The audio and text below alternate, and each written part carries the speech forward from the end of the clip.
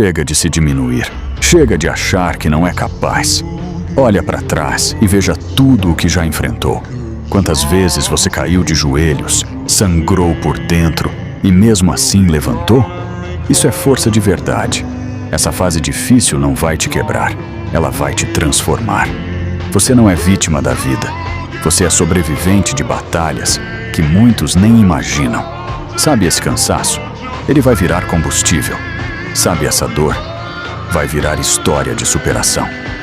Agora é o momento de decidir. Ou você para aqui, ou levanta com os olhos em chamas e faz dessa dor o motivo para ir além. Ninguém disse que seria fácil, mas eu te garanto, vai valer a pena. Então levanta, respira fundo e siga.